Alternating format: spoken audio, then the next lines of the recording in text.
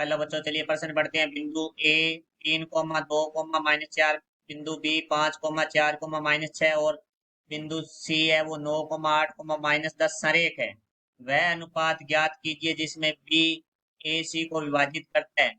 मुख्य अवधारणा, तो हमारा जो प्रश्न है वो त्रिविमीय ज्यामिति से संबंधित है, जिसके अंदर में अनुपात के बारे में बात की गई है। तो ए सी को विभाजित करता है बिंदु बी, तो हमें विभाजन सूत्र लिखना होगा। तो देखो भी हमारा जो विभाजन है सूत्र है, क्योंकि यहाँ अंत विभाजन और बाह्य विभाजन के बारे में नहीं लिखा गया है, तो हम अंत विभाजन के सूत्र का ही प्रयोग करेंगे, जो कि हमारा होता है एक्स बराबर है M1 x2 plus M2 x1 बटा में M1 प्लस M2। तो M1 और M2 है वो हमारा अनुपात है, जिस अनुपात में हमारी रेखा विभाजित होती है। तो y बराबर है हमारा हो जाएगा M1 y2 plus M2 y1 बटा में M1 प्लस M2। और z बराबर हमारा हो जाएगा M1 z2 plus M2 z1 बटा M1 प्लस M2। जहाँ x y और z है वो हमारा विभाजन बिंदु है। तो आप देखो, हमें जो प्रश्न में बिंदु दिए गए हैं उनके बारे में बात करते हैं। तो यहाँ से हमारे पास बिंदु ए दिया गया है, वो हमारे पास 3,2,-4 और बिंदु बी है 5,4,-6 और बिंदु सी है वो हमारे पास है 9,8,-। संरेख है, संरेख का अर्थ होता है कि ये तीनों बिंदु हमारे एक ही रेखा में स्थित है। तो देखो इस तरह ये हमारी ए रेखा है, जिसपे बिंदु होंगे ए बी और सी। क्योंकि ये तीनों बिंदु संरेख है, तो इसका अर्थ है कि ये हमारे एक ही रेखा पर स्थित है।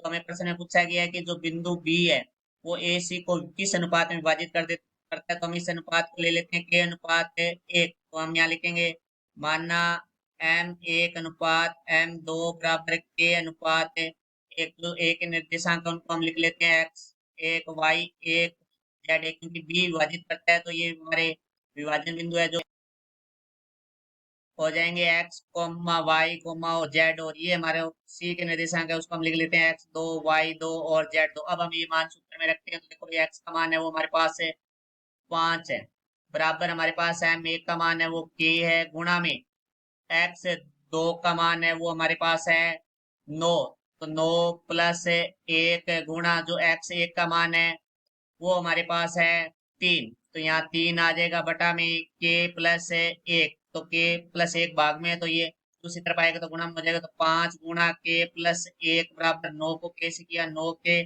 प्लस 1 को 3 से करेंगे तो 3 आ जाएगा। यहाँ से देखो अभी 5 का अंदर गुणा करेंगे, 5k प्लस 5 एकम 5 बराबर 9k प्लस 3।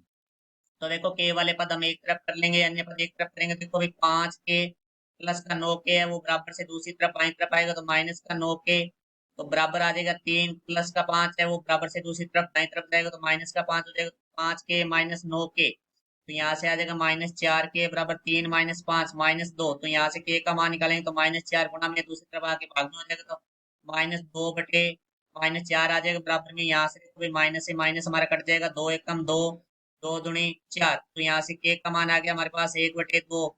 तो देखो यहाँ से M1 अनुपात M2 बराबर हमारा के अनुपात 1 लिया था, यहाँ से 1/2 अनुपात 1 हो गया। तो 2 से गुणा करेंगे तो M1 अनुपात M2 है वो हमारा हो जाएगा 1/2।